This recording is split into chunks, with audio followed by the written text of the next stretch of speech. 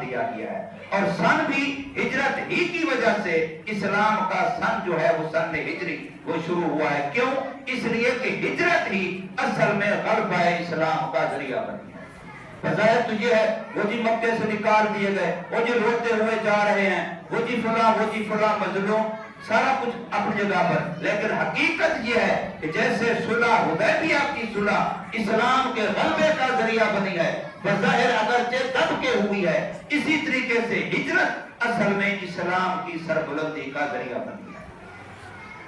تو اسلام جو پھیلا، ہجرت و نصرت کا لفظ جو ہم بولتے ہیں، تو ہجرت یہ صحابہ نے ہجرت کی، اہل مدینہ نے نصرت کی. تو یہاں سے اسلام کا جو شجر ہے وہ بار آور ہوا ہے، ثمر آور ہوا ہے. بہرحال میں عرض یہ کر رہا تھا کہ حضرت صہیب رومی رضی اللہ تعالی عنہ حضور صلی اللہ علیہ وسلم کے چند دن بعد مکے سے اکیلے ہجرت کر کے نکلے. تو مکے والوں کو تکلیف ہوئی کہ یہ اکیلا پرامن طریقے سے ہجرت کر کے جا رہا ہے. پہلے حضور نے اس کا پیچھا تو بڑا کیا تھا، نہیں کیا تھا، غار تک بھی کیا تھا. غار کے بعد سفر میں سراقہ بن مالک نے بھی تو کیا تھا، گھوڑے والا نہیں کیا تھا. اہل علم تو جانتے ہو نا، کیا تھا لیکن کچھ نہ کر سکے. تو اب ان کا بھی تعاقب کیا مکے والوں نے، اور راستے میں ایک جگہ پر ان کا پھراؤ کر لیا. یہ پہاڑی کے اوپر چڑھ گئے، بڑے تیر انداز تھے، بڑے مجاہد آدمی تھے، تلوار اور تیر کے بڑے ماہر تھے. ان کے پاس تیر بھی تھے، نیزے بھی تھے، تلوار بھی تھی. جب یہ پہاڑ پر چڑھ گئے، انہوں نے محاصرہ کر لیا. تو انہوں نے ان کو دعوت دی، دیکھو میں اگر جنگ کرنی ہے تو میں تیار ہوں، جب تک میرے پاس تیر ہیں تم میرے قریب نہیں آ سکتے، جب تک میرے پاس نیزے ہیں تم میرے قریب نہیں آ سکتے. جب وہ ختم ہو جائیں گے پھر میرے پاس تلوار ہوگی، میں تم میں سے ایک کو نہیں کئیوں کو ماروں گا، پھر آخر خود بھی شہید ہو جاؤں گا. اس سے تمہیں کیا ملے گا؟ اس سے تمہیں کیا ملے گا؟ اگر تمہیں کوئی مال مفاد چاہیے تو میں مکے سے آیا ہوں، اکیلا آیا ہوں، میرا سارا کچھ سرمایہ مکے میں ہے، میں اسے زمین دوست دفن کر کے آیا ہوں. میں تمہیں سچی بتا دیتا ہوں کہ فلاں جگہ پر میرے دراہم ہیں، فلاں جگہ پر دنانیر ہیں، فلاں جگہ پر فلاں چیزیں ہیں، تم جا کے وہ نکال لو، وہ مال تمہارا اور مجھے جانے دو. اگر چاہو تو یہ کر لو، اگر چاہو تو لڑائی کر لیتے ہیں. تو انہوں نے کہا نہیں جی بس ہمیں مال کا پتہ بتا دیں، صحیح وہ ہم پیچھے چلے جاتے ہیں، تو چلا جا. یہ جس وقت یہ بات ان کی طے ہوئی تو اب رب کائنات نے قرآن مجید اتارا، محمد کریم صلی اللہ علیہ وسلم، وَمَن يَشْرِ نَفْسَهُ ابْتِغَاءَ مَرْضَاتِ اللَّهِ. کچھ آپ کے وہ صحابی بھی ہیں جنہوں نے اپنے آپ کو خرید لیا ہے. وَمَن يَشْرِ نَفْسَهُ ابتغاء مرضات اللہ، اپنے آپ کو خرید لیا، یعنی وہ پیسے دے کر کے ان کو پیسے دیے، اپنے آپ کو خریدا. اب یہ آیت اتری محمد کریم صلی اللہ علیہ وسلم پر ان کے پہنچنے سے پہلے مدینہ طیبہ میں.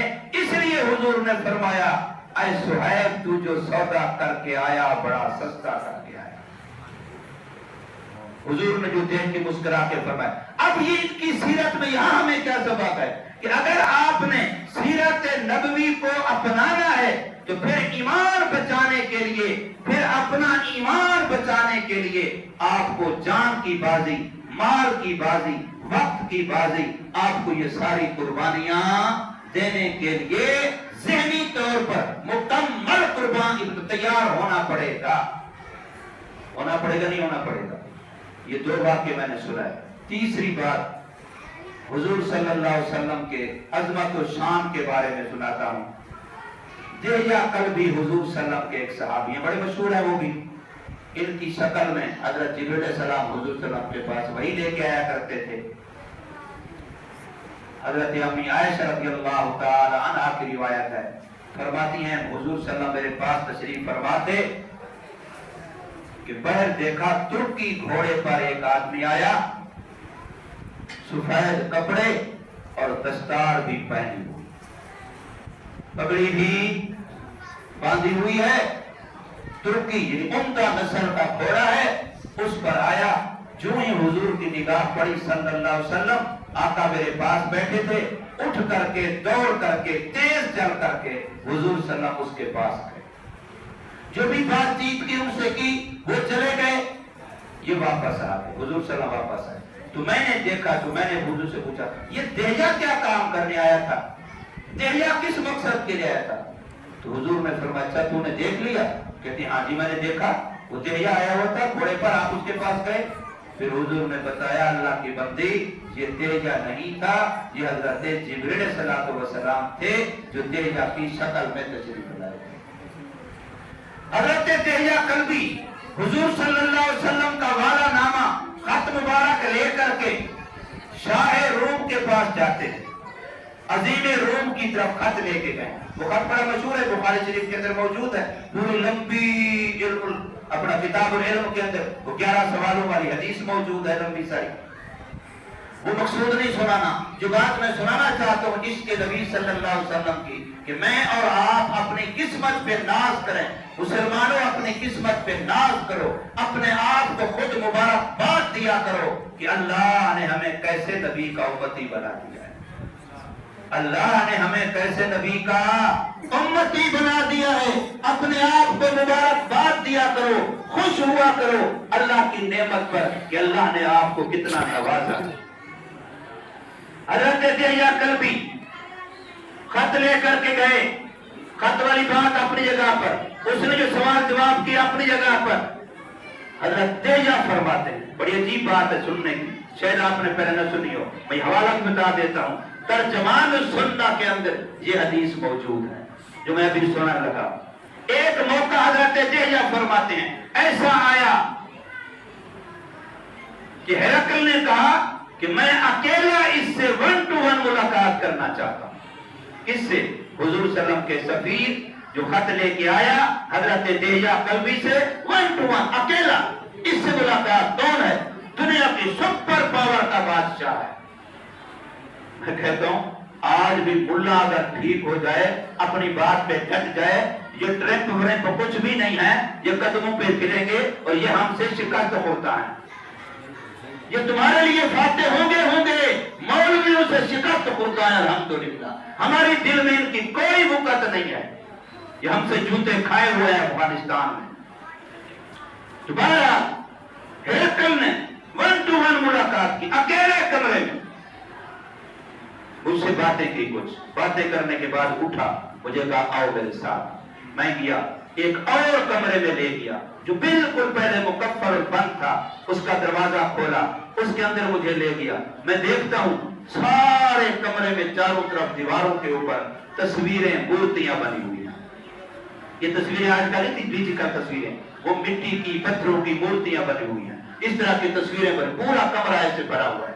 تو اس نے مجھے کہا کہ تو جس نبی کا خط لے کے آیا پہچان ان میں سے اس نبی کی تصویر مورتی کون سی ہے، ذرا غور کرو۔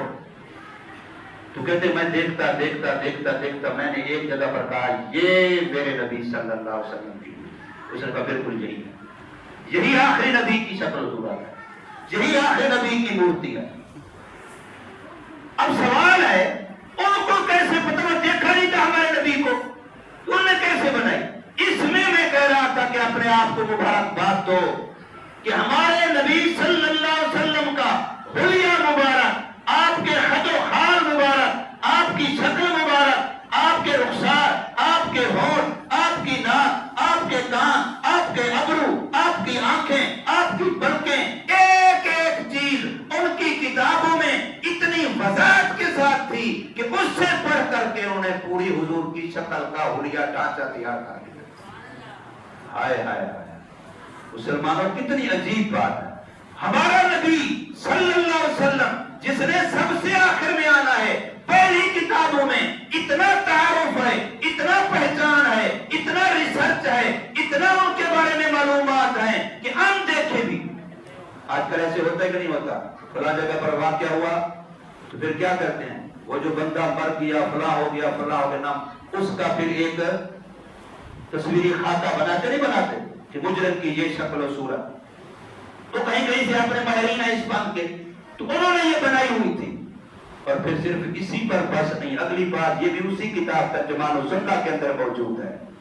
کہتے ہیں کہ اس بادشاہ ہرقل نے کہا اس کے دائیں بائیں جو تصویریں دو اور ہیں کیا ان کو بھی تو جانتا ہے؟ کہتے ہیں میں نے اور سے دیکھا تو میں نے کہا ہاں جانتا ہوں، یہ ابو بکر ہیں، یہ عمر ہے. اب تو شرم کرو ابو بکر عمر کو پھونکنے والوں. تورات کہہ رہی ہے، انجیل کہہ رہی ہے، وہاں کیا سپاہی صحابہ والوں نے، دیوبندیوں نے صحابہ کے نعرے لگائے تھے، ان کو کس نے کہا تھا؟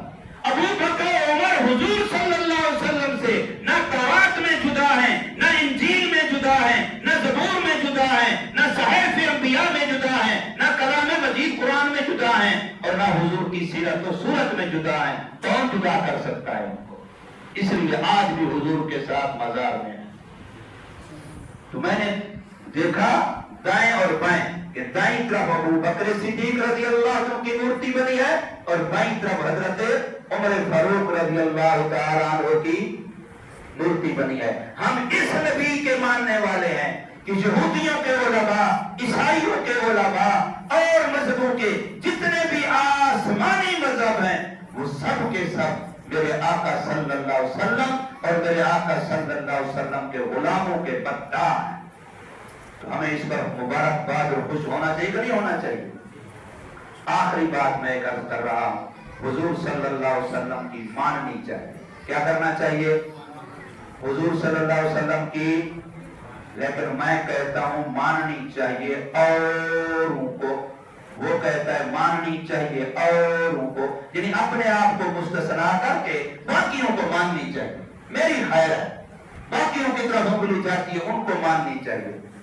حضور صلی اللہ علیہ وسلم کی عادت مبارک یہ تھی، آپ صلی اللہ علیہ وسلم صبح کی نماز کے بعد ایک مجلس لگاتے تھے. صبح کی نماز سے فارغ ہونے کے بعد آپ صلی اللہ علیہ وسلم مسجد نبوی میں ایک بیٹھک، ایک مجلس وہاں لگاتے تھے. اس میں دو کام ہوتے تھے، اس میں دو کام حضور صلی اللہ علیہ وسلم اس مجلس میں کرتے تھے، جن میں سے ایک کام یہ تھا کہ حضور پوچھتے تھے کہ ہاں بھی کسی نے رات کو خواب دیکھا ہے تو وہ سنائے. یہ ایک کام ان میں سے یہ تھا مستقل کہ کوئی خواب اگر کسی نے دیکھا ہے تو وہ خواب سنائے. حضرت عبداللہ بن عمر رضی اللہ تعالی عنہ بڑے مشہور صحابی ہیں، محدث صحابی ہیں، کثیر الروایات صحابی ہیں. فرماتے ہیں چونکہ میں عمر کا چھوٹا تھا، بچہ تھا، تو دیکھتا کبھی اس نے خواب سنایا، کبھی اس نے خواب سنایا، کبھی اس نے خواب سنایا. میرے دل میں ایک جذبہ تھا، کبھی مجھے بھی خواب آتا، کبھی مجھے بھی کوئی خواب آتا تو میں بھی حضور کو خواب سناتا. کبھی مجھے بھی کوئی خواب آتا اور میں وہ خواب رسول اللہ صلی اللہ علیہ وسلم کو سناتا، حضور صلی اللہ علیہ وسلم اس کی تعبیر بتاتے، میرا بھی تذکرہ ہوتا مجلس میں. تو میرے دل میں یہ بات تھی، لیکن مجھے خواب نظر آتا نہیں تھا، شوق تھا. تو ایک رات مجھے خواب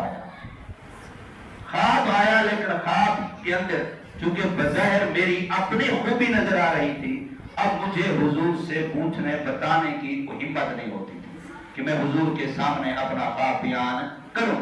اس بات سے مجھے ہمت نہیں ہوتی تھی. ایک دن، دو دن، 4 دن گزر گئے، میرے دل میں خواب ہے، ذہن دماغ میں خواب ہے، لیکن سنا نہیں سکتا، باوجود ہے کہ شوق ہے. تو پھر آخر مجھے دل میں خیال آیا کہ چلو خود نہیں سنا سکتا تو حضور صلی اللہ علیہ وسلم کی زوجہ محترمہ حضرت عمر کی بیٹی حضرت عبداللہ بن عمر کی بہن، میں نے ان کو خواب اپنا سنایا کہ بھی یہ مجھے خواب آیا، آپ حضور سے میرے خواب کا تذکرہ کریں اور پھر حضور میرا خواب صحابہ کے سامنے سنائیں گے، اس کی تعبیر بتائیں گے تو میرے دل کا مقصد پورا ہو جائے گا. تو جب حضور صلی اللہ علیہ وسلم کے سامنے میرا خواب آیا، حضور نے خواب کی تعبیر بتائی تو حضور نے ایک جملہ ارشاد فرمایا. بس اس جملے کو سنانے کے لیے میں نے کہا یہ تیسری آخری بات جو میں سنا رہا ہوں وہ صرف یہ جملہ آپ کو سنانا تھا. اللہ کرے کہ یہ جملہ ہمارے اندر بھی رچ بس جائے. حضور نے فرمایا صلی اللہ علیہ وسلم، نعم الرجل عبد اللہ لو کان مصلیا باللیل. یہ میرے آقا کا ارشاد. عبداللہ بڑا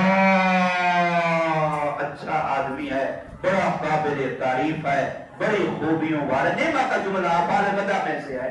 نعم الرجل عبداللہ، عبداللہ بڑا فلاں ہے فلاں ہے فلاں ہے، لیکن اتنی بات ہے لو کان مصلیا باللیل، کاش کہ یہ رات کو تہجد پڑھنے والا ہو جاتا۔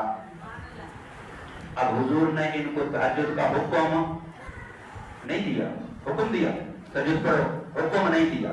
ان کے سامنے کوئی اور تہجد کے فضائل بیان بھی، صرف خواہش کا اظہار کیا کہ میری خواہش ہے، میرا جی چاہتا ہے کہ میرا یہ صحابی تہجد کی پابندی کرے، تہجد پڑھے، یہ میری خواہش ہے۔ کاش کہ عبداللہ تہجد پڑھتا رات کو۔ کہتے ہیں بس یہ جملہ جب سے میں نے سنا، پھر اس کے بعد ایک رات بھی میری تہجد قضا نہیں ہوئی۔ یہ حضور کی سیرت کا یہ پہلو ہمارے اندر کتنا ہے نہیں سمجھے۔ اب اپنے آپ کو ہر جگہ پر لیتے ہیں۔ حضور نے رشوت چھوڑنے کی صرف تمنا ظاہر کی یا حکم فرمایا؟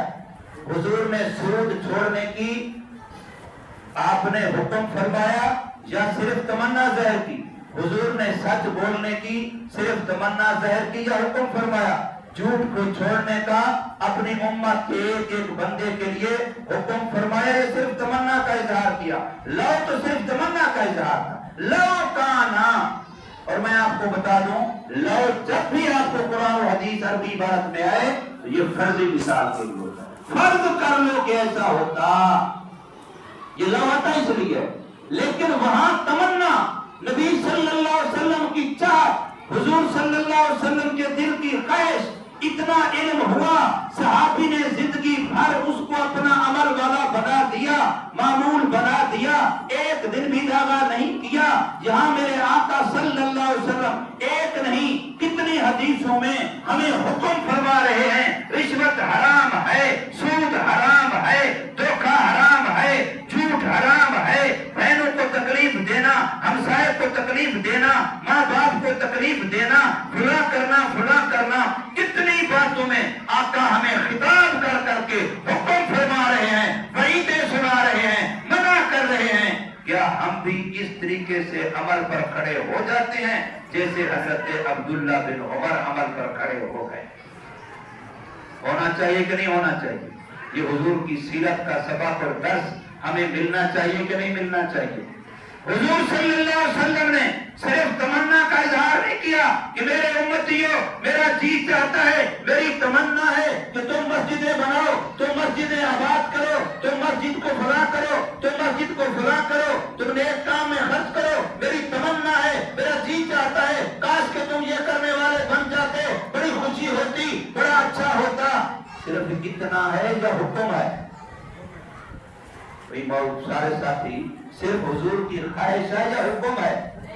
حکم ہے، آپ صلی اللہ علیہ وسلم کا حکم ہے۔ حضور صلی اللہ علیہ وسلم فرماتے ہیں کہ میرے جس امتی کو تم دیکھو کہ اس کے دل کا تعلق اللہ کے گھر مسجد کے ساتھ محبت والا جڑا ہوا ہے تو تم پر واجب ہے، تم پر لازم ہے کہ اس کے صاحب ایمان ہونے کی گواہی دو۔ اس کے اذا رأيتم الرجل قلبه معلق بالمسجد فاشهدوا له بالایمان۔ اب یہ فاشهدوا جتنے ساتھی اصول شاشی پڑھے ہوئے ہیں سب میں لکھا پڑا ہے، امر کس کے لیے آتا ہے؟ وجوب کے لیے۔ امر کس لیے آتا ہے؟ وجوب کے لیے۔ واجب ہے تم پر کہ اس بندے کے ایماندار ہونے کی گواہی دو جس بندے کے دل کا، محبت کا، عقیدت کا تعلق کس کے ساتھ ہے؟ مسجد کے ساتھ ہے۔ من بنا للہ مسجدا بنى اللہ لہ بیتا فی الجنہ، او کما قال علیہ الصلوۃ والسلام۔ سرکار صلی اللہ علیہ وسلم فرماتے ہیں کہ اگر کوئی بھی اجتماعی کام جو ہوتا ہے، مثال کے طور پر یہ مسجد بنانا تمام مسلمانوں کا اجتماعی کام ہے، فرض کر لیتے ہیں کہ اس مسجد کے مکمل ہونے پر 1 کروڑ روپیہ کا خرچہ ہے، مثال کے طور پر میں مثال دے رہا ہوں، فرضی طور پر کروڑ سے بھی زیادہ خرچہ ہو جاتا ہے، 1 کروڑ کا خرچہ ہے مثال کے طور پر، میں نے اس میں 100 روپے ملائے، دوسرے نے 1000 روپے ملائے، تیسرے روپے ملے، کسی نے 50 روپے ملے، اب میرے اللہ نے 1 کروڑ والی مسجد کو اپنی پاک بارگاہ میں قبولیت عامہ تامہ نصیب فرما دی، شرف قبولیت سے نواز دیا، تو اب اللہ پاک جب مسجد پر خرچ کرنے والوں کو ثواب دینے لگیں گے تو ثواب کو یوں نہیں فرمائیں گے اتنا 100 والے کو دے دو، اتنا 1000 والے کو دے دو، اتنا لاکھ والے کو دے دو، نہیں نہیں، ہر ایک کو پورے کروڑ کا ثواب، ہر ایک کو، یہ اجتماعی کا عمل کا ہی ثواب ہے۔ ابھی نماز پڑھیں گے، نماز با جماعت انشاءاللہ، اجتماعی عمل ہوگا نا، نماز با جماعت جب پڑھیں گے تو کیا ہوگا؟ اجتماعی عمل ہوگا۔ اللہ ہماری یہ نماز قبول فرما لیتے ہیں، اللہ ہماری یہ نماز جماعت سے پڑھی ہوئی قبول فرما لیتی ہے۔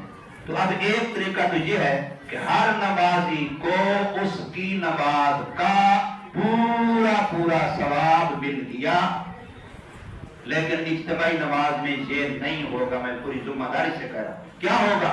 جتنے نمازی یہاں نماز پڑھیں گے جب یہ قبول ہو جائے گا تو ہر ایک کو پوری جماعت کا ثواب ملے گا۔ 100 آدمی اگر ہیں تو ہر ایک کو 100 آدمی کا ثواب ملے گا، اگر 1000 ہیں تو ہر ایک کو 1000 کا ثواب ملے گا۔ یہ نہیں ہے کہ ہر ایک کو صرف اپنی نماز کا ثواب ملے گا۔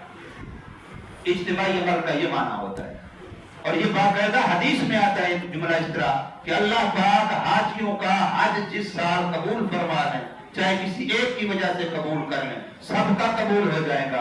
اب اجتماعی عمل ہے، حاجی حج جو کرتے ہیں اجتماعی کرتے ہیں، تو سب کو اگر مثال کے طور پر 35 لاکھ بندے نے اس سال حج کیا ہے، ان میں سے ایک میں تھا، تو مجھے صرف اپنے حج کا ثواب نہیں ملے گا، مجھے 35 لاکھ حجوں کا ثواب ملے گا۔ یہ اجتماعی عمل ہے۔ تو اس لیے میرے بھائیوں، حضور صلی اللہ علیہ وسلم نے ہمیں مسجد کے بارے میں صرف ترغیب نہیں دی، بلکہ آپ صلی اللہ علیہ وسلم نے ہمیں حکماً ارشاد فرمایا ہے، حکماً کہ آپ